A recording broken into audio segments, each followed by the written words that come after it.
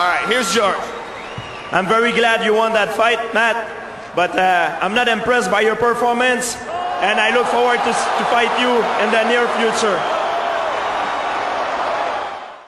Welcome back to Thinking Critical. This is Wes. Not too long ago, I had Perch on the channel. We talked about DC Comics Rebirth, the DC Universe Rebirth, and the excitement around it, and kind of where the ball was dropped. And there's been the New 52 has been in kind of trending on social media. I wanted to talk about that with Perch today. How you doing, Perch?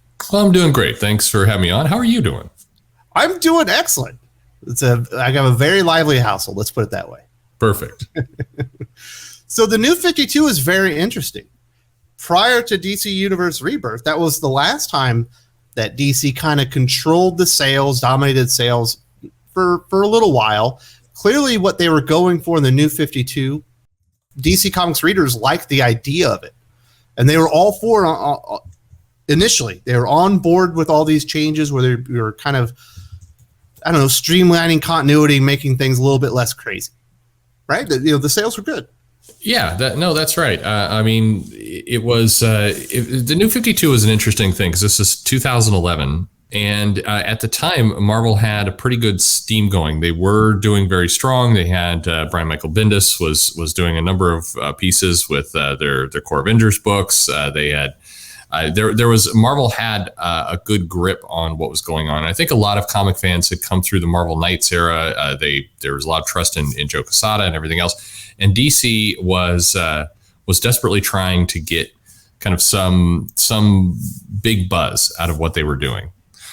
So the New 52 launch is coming out of Flashpoint, and it was it did. I think what a lot of people mistake is there was this period where people were looking at the New 52, particularly toward the end of it, and talking about what disaster it was for rebooting all the titles and changing continuity and everything else. But the New 52 was.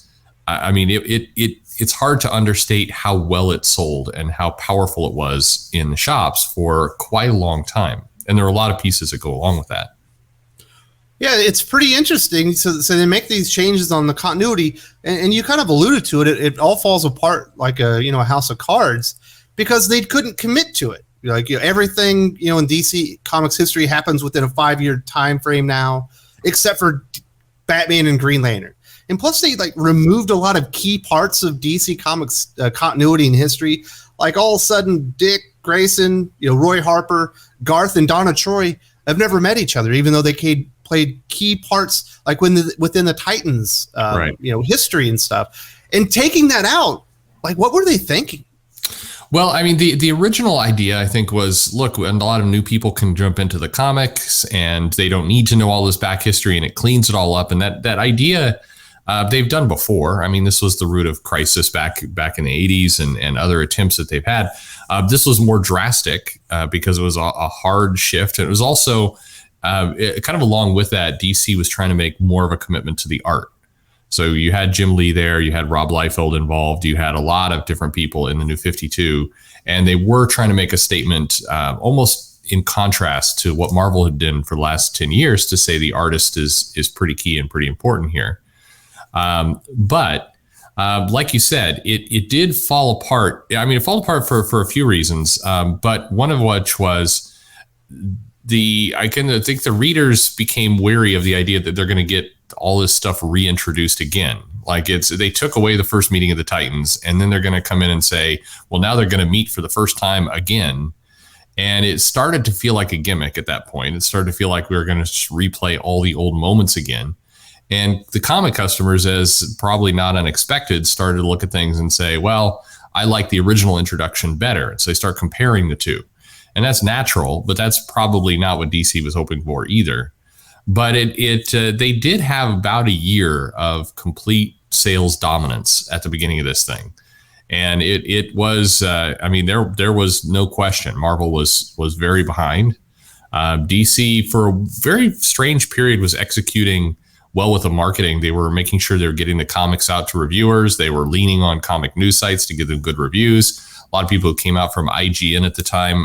DC just owned IGN for all intents and purposes because everything was just the perfect, most amazing piece ever.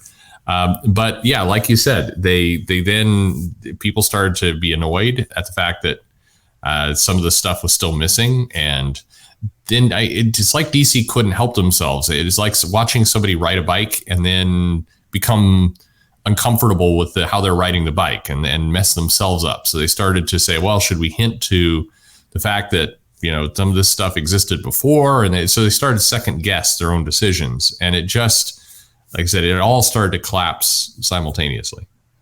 Interesting enough, there's a couple other factors that we need to talk about. And I guess the first big one is it wouldn't have been apparent, to comic readership. I imagine maybe some people in the shops knew about this. I guess it wasn't the most well planned out strategy. They only had about 6 months to basically come up with the concept of New 52 and execute it and then launch it. Right. You know what I mean? I guess there was a lot of fighting behind the scenes. I think Gail Simone got fired via email, and then there's a big fan backlash. And it sounds like there was a lot of infighting between writers and editors, and that's never a good thing.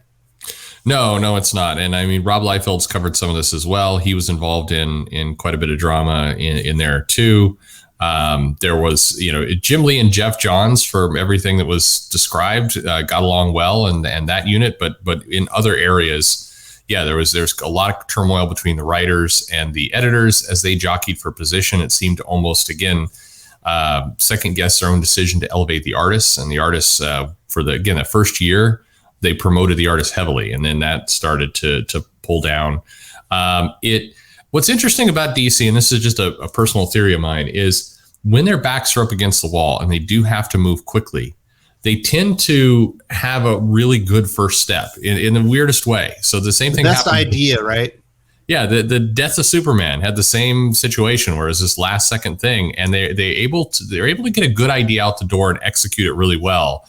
And then it's like they almost get shocked at the fact that they were successful and they fumble. They can't control themselves. Yeah, exactly. They just want more of this. Let's keep going and going. Well, now it's not special anymore because you're just doing the same thing over and over. No, exactly. It's like it's like a football team doing a desperate play and somebody like breaking through the line and then being so surprised that they have an open field they drop the ball. That's what it feels like. Yes. Remember the Wildcat in the NFL? It worked one time against the Patriots. The next thing you know, everyone's doing the Wildcat. Yes. Is like, it probably would have been a cool trick play if you used it once or twice a game, but you burnt it out almost immediately because you overused the gimmick. Another issue that came with it was when they launched the New 52, they committed to 52 distinct separate titles. Right. That's a lot. Like, DC does not have enough teams and individual characters to stand up and hold on their own 52 ongoing titles. Marvel doesn't have that. No, I completely agree with you. It's worth noting at this point that they're publishing over 60 titles in July, but that's a different point altogether. But but 40 of those are Batman. For sure, yes. I think it was a weird thing. They put like these weird rules on themselves, and that was one of them. Like, we're gonna have 52 titles no matter what, and that wasn't smart. That didn't make any sense to the market. If they didn't have 52 stories to tell, don't put out 52 books. If they have 70 stories to tell, I mean, that wouldn't happen. But it created this weird false number that they felt they had to adhere to. And so when you got into a second wave, they canceled the number of the comics that weren't taking, and they immediately replaced them with others that felt very half-baked. They were canceling comics at less than 10 issues. Oh, yeah. At that time, that's shocking. And now in current times, that's kind of normal. But at that time, it's like you would expect to get a little bit of time for the character to breathe and grow and maybe build up an audience. Less than 10 issues, it's never going to happen. I think there's like one real breakout character in New 52, and that's Animal Man. Yeah, Animal Man. Swamp Thing did well as well. That was another. That's already an amazing character. It was, yeah. But I mean, I think both those titles benefited, and certainly Batman. The Snyder, Greg Capullo had a chance to kind of take that to the next level. He had already had a good run starting with Detective, but I mean, that really allowed that team to become a superstar team. But other things, the Justice League seemed to get very confusing quickly. It reads better now, though. It does. Well, the problem wasn't really the writing. I think Jeff Johns was fine on it. I mean, the problem was they anchored it to Jim Lee, and Jim Lee's not going to be on a monthly book for any length of time. So they found they were doing artist swaps and everything else. Aquaman benefited for a period of time. Wonder Woman benefited from a period of time of cleaning up that mythology. That said, there's that title's become controversial for whatever reason. I think the big shock in this in the New 52 launch was everyone was expecting Grant Morrison's Superman to be just incredible, and that would be the huge issue. But in doing so, it didn't take. People didn't like the jeans and short sleeve Superman approach. It was an all-star Superman. Yeah, it didn't work. It wasn't all-star Superman. It did manage to isolate and thoroughly irritate George Perez to the point that he leaves. So I mean, there was a lot of infighting and everything else that went on. And then they seemed to just say, let's just try, after that first year, let's try everything. They did a giant crossover. They did 0 issues. They just suddenly started throwing every gimmick out they could. Whoever in this world asked for a Superman like on a motorcycle? Who wants edgy Superman? Grant Morrison, apparently, but yeah, I don't know. Do it with Superboy Prime or something. It makes sense for that character. You have to understand that, like, Superman is the anchor of the DC universe. Sure, Batman is the flagship character, and he's like the face of the franchise, but the DC mythology is kind of rooted in Superman. That's where it begins. It absolutely was. And it just, unfortunately, all this stuff created this weird cycle of why is DC still have characters that we haven't seen before? Why have they randomly changed characters like they did with Wally West? And then they're also greenlighting comics like the Green Team and the Movement and stuff that, again, just felt weird to be in their line when you weren't publishing books with obvious characters. It just, all in all, it started to become they seemed like they got confused with what they were supposed to do. They don't want to make any changes to Batman, right? That's the flagship character. We'll change everything but Batman. But then when you go on, you change to where he had like 5 Robins or 10 Robins in 5 years or something crazy. It's like, that kind of makes Batman look like a piece of crap. Like, oh, sure. By association.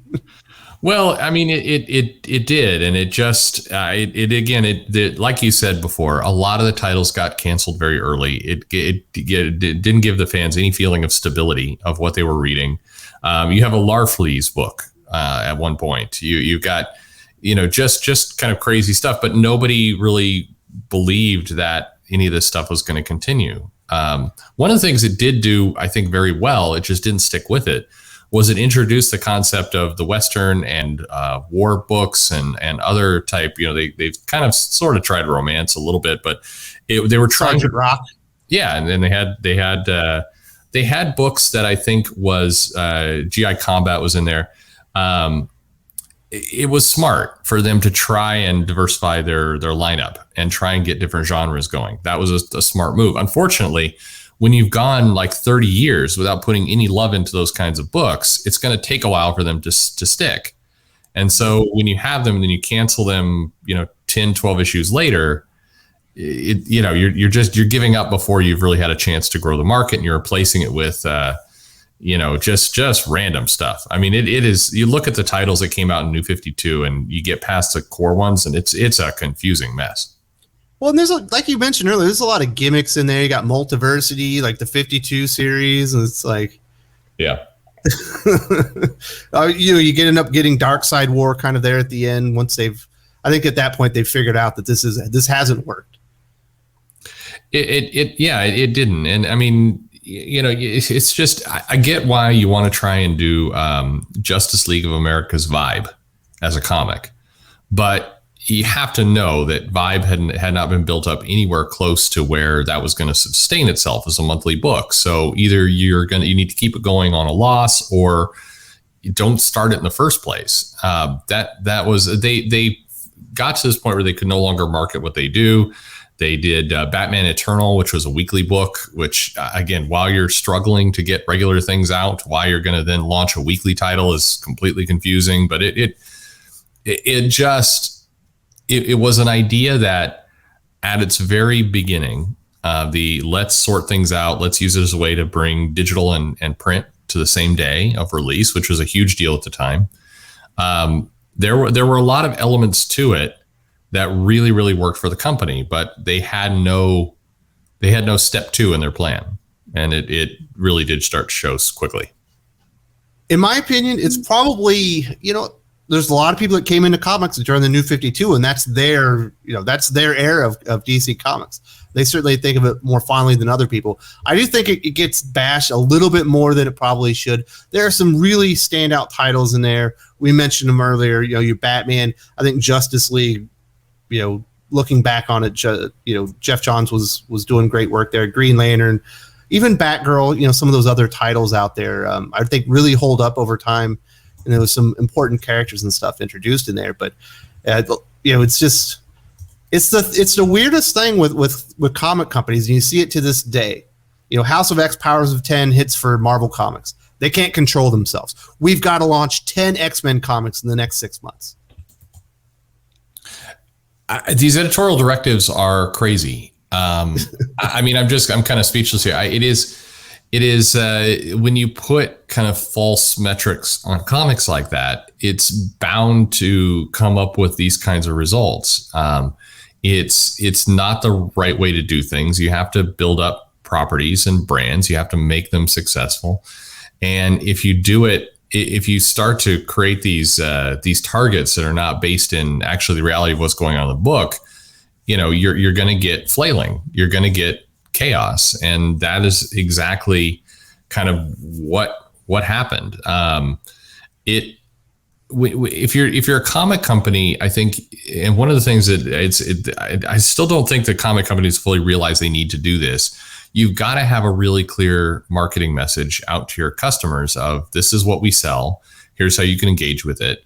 Here's if you are this type of customer, here's the kind of comics that are going to appeal to you. Very simple ways to match what they're doing. The DC and Marvel have for a long time just kind of assumed that the comic shop was going to do this for them. And comic shops should try, but you are the publisher. It is your product. You have to take ownership of this to some extent.